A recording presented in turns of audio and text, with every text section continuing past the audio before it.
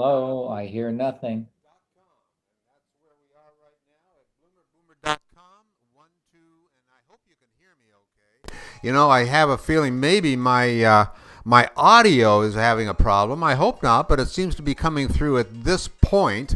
And I am going to be talking to none other than a guy who has been practicing some of the most interesting activities for a long time, and his name is Gary Douglas, and he has a lot of hobbies, a lot of interests, and we're going to talk about those interests with him. And Gary will answer your frequently asked questions in the second segment today. But first, let me tell you about September at bloomerboomer.com. We begin a brand new season of shows with thought leaders and visionaries and our own celebrity hosts. You can watch live or you can binge watch on your personal web page too, and that is on bloomerboomer.com. But first, you can learn more about our upcoming shows in our newsletter or connect with us on Facebook or YouTube or Twitter, Twitch, and bloomerboomer.com, where we live stream with all the shows. And like and follow us on your favorite social media. And to hear more about what's coming up, in the meantime, let's talk to Gary Douglas. First, I want to remind you that I do love marmalade.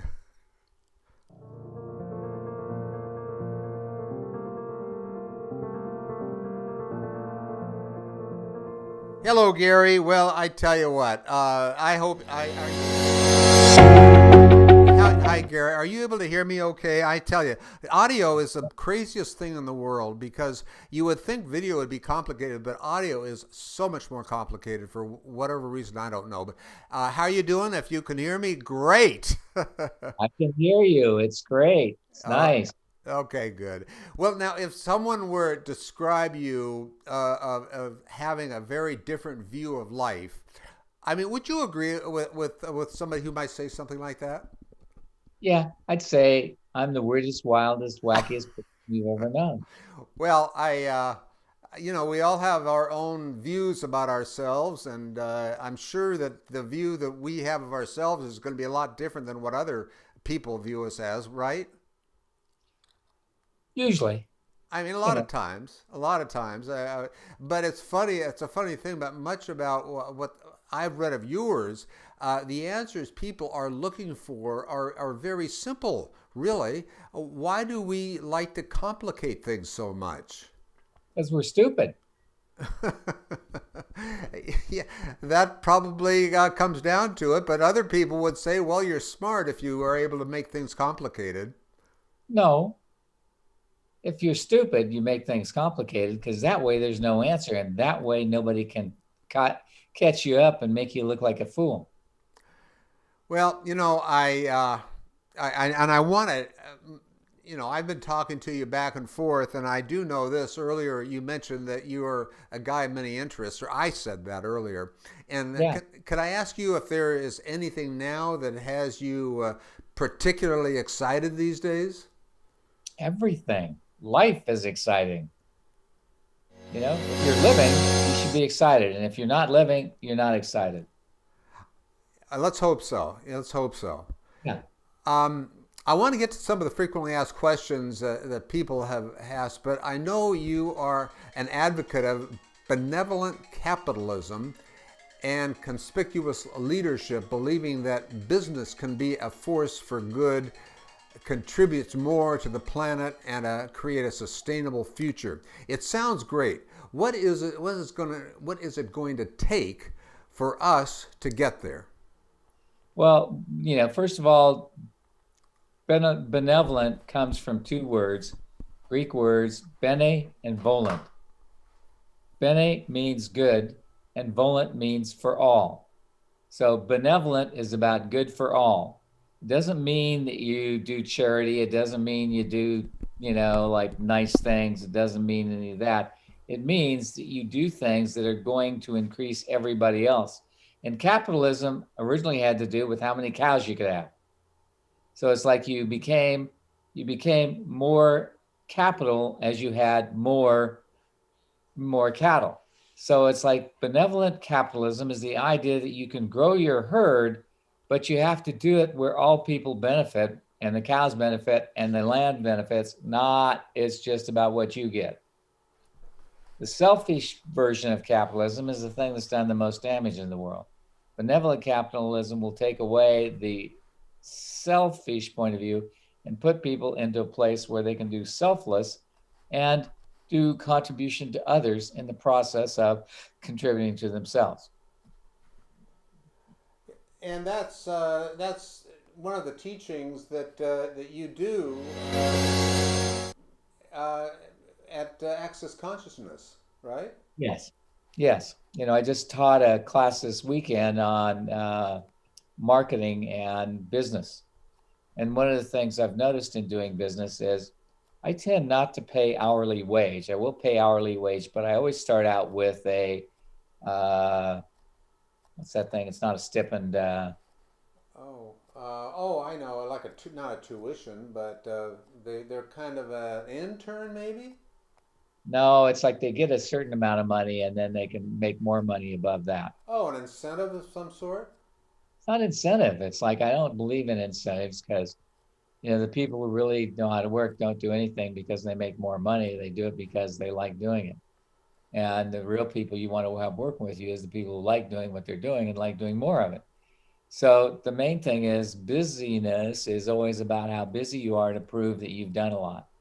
And to prove that you're actually working, you do a lot to prove that you're working. Whereas is the purpose of, it's like I say, don't go for business, go for commerce. Commerce is an interaction between people and things in order to generate and create more. And so it's like you want to do function from commerce, not busyness. And it's like I know lots of people say, I work so many hours a week and blah, blah, blah, blah. And I go, yeah, what are you accomplishing? Nothing.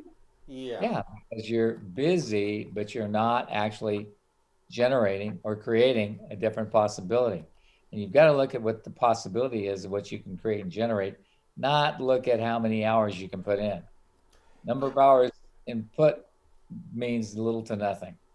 Number of ideas inputted can mean all kinds of things. And it's like, and you want to see what you've generated, what has been actualized in the world that wasn't there before to see what you've really accomplished. Yeah, and folks who get into retirement sometimes, I guess there are some equal, similar yet different experiences when busyness has a little bit of a different meaning. Well, it doesn't have a different meaning. What they've done is the ones that are the most disrupted by retirement are the people who did busyness because they're not busy anymore. And it's like I know, it's like one of the stats in the world is that, men who retire usually are dead within 10 years.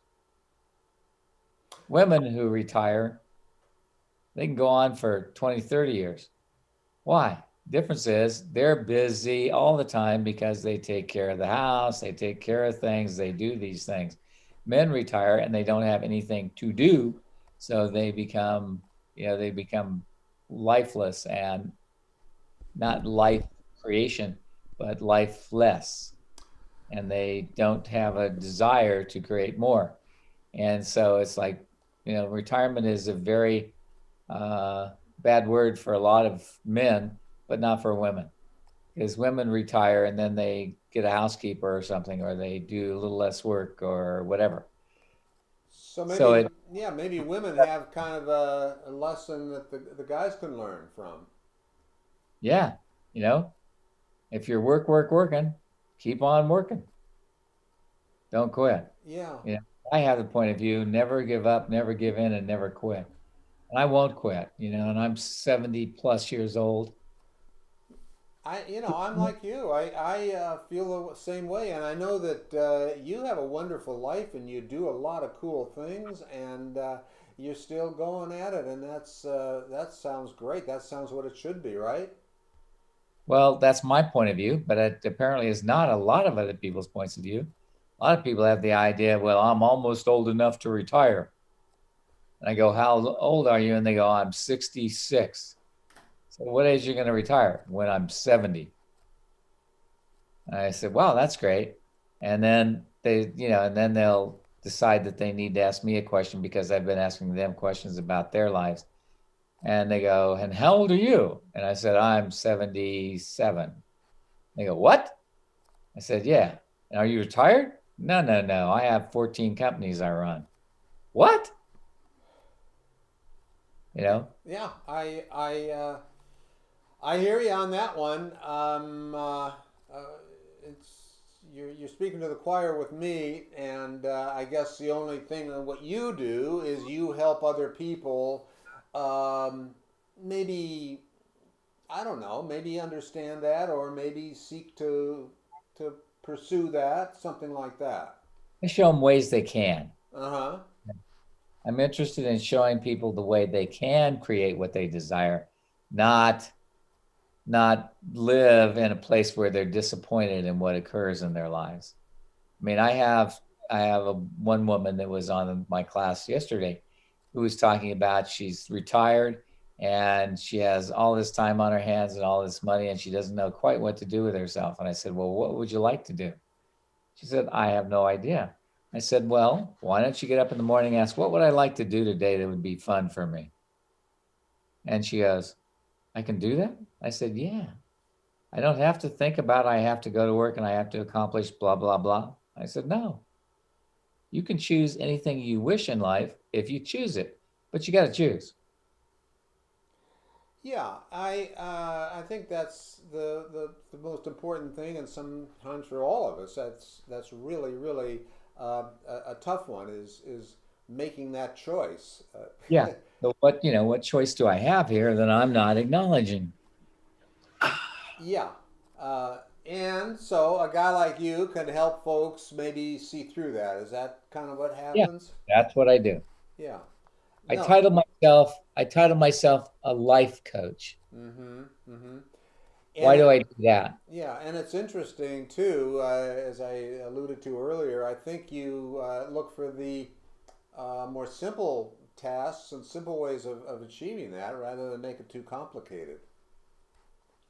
Yes, I keep it simple because I'm stupid. Well, look at, I mean, if we all knew everything there was, then what else is there to live for? I mean, we still have to live and learn, right? Exactly. Yeah. Yeah. Hey, listen, I got a few questions, frequently asked questions. So let me just bow out for 2 seconds and get right back to that. Okay.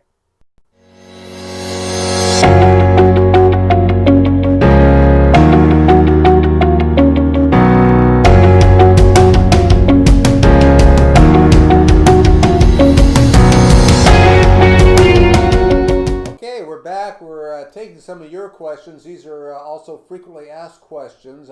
This one's from Norm Gary, and he says, I am turning 65 and wondering about retirement. I can't decide what to do.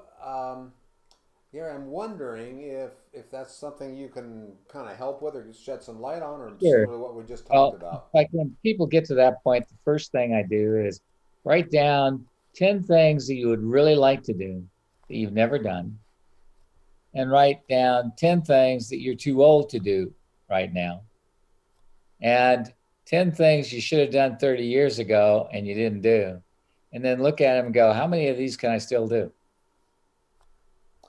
Yeah, that's a different form of a bucket list in a way. I don't know Yeah, if you'd call it that or not, but I since would call it a bucket list because I don't have things I want to do before I die. I have things I want to do because I can. yeah, I know I hear you. Now Beverly says that she got divorced late in life after actually 45 years together with the same guy, and Beverly is wondering whether it's maybe too late for her to kind of start a new life. It's never too late. You know, you live life one day at a time. You're still alive, keep on kicking. And the other thing is, if you're rich enough, get a boy toy, don't get a boyfriend. Yeah. Well, maybe even You can even find a budget friend to have too, right? Uh, Well, I had budget a oriented. I had a lady who put an advertisement in the paper looking for handy eye candy. Somebody who can fix the things I need and look good doing it. And she was just interested in having a cute guy around. Yeah, Well, she found a guy who was handy eye candy who also liked having sex. yeah, And so she would call him over to fix her front door and fix her. So, yeah. it's like anything is possible if you ask. Absolutely, absolutely. Yeah. Now, this is from Stephanie, and she's been hearing a lot from friends about the importance of becoming more in sync with her body. Now, she says that she knows that you talk about it in more of a communion format about your body. She says that she's thinking of getting better at that and wonders, how and where to start out. Well, ask your body a question. Body, do you really want to eat this? Because what I see is that a whole lot of people eat more than they really need, want, require, or desire. And they also will not ask their body if it wants to eat. Body, what would you like to eat? What would you like to drink? Who would you like to eat? Who would you like to drink? It's like you ask those questions and the body begins to give you answers. But keep asking until you actually know what your body is trying to tell you. Because you've never been taught to listen to your body. And learning to listen to your body is one of the hardest things in the world because basically what it boils down to is you have bought the point of view that this thing is fattening and that thing is bad for you. And you shouldn't do this and you shouldn't do that and you shouldn't mix with this. And, all these shouldn'ts that have nothing to do with what your body is capable of. Yeah, that's a good advice. Now, Gary, that was helpful, and Gary will be right back and tell you where you can reach out to him, and learn a little bit more.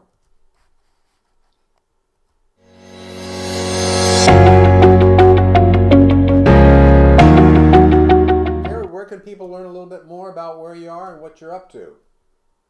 Well, you can go to accessconsciousness.com, .au.com. It's like all of those things are available. There's stuff there.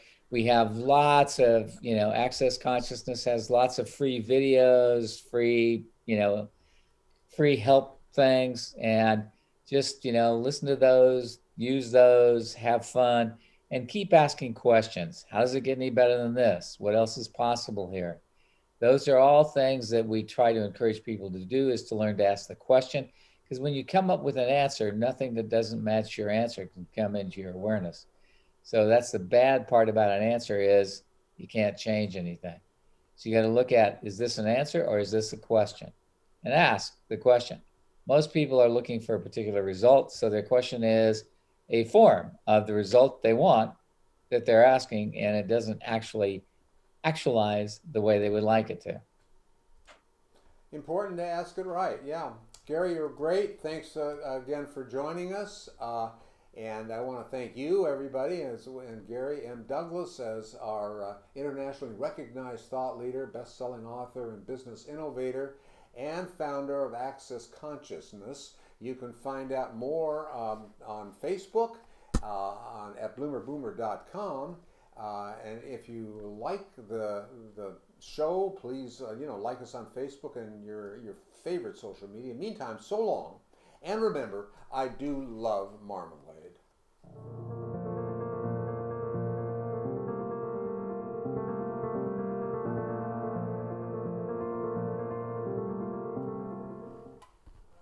Okay, Gary. Well, thank you. I think it turned out okay. I was getting a call from Houston, and I didn't get a chance to grab it, so I'm not sure what that was about. But I'll check in Oh, with that them. was Justine trying to call you because I couldn't, because I put this thing up and you never came on, so I was wondering Oh, if I had the wrong time.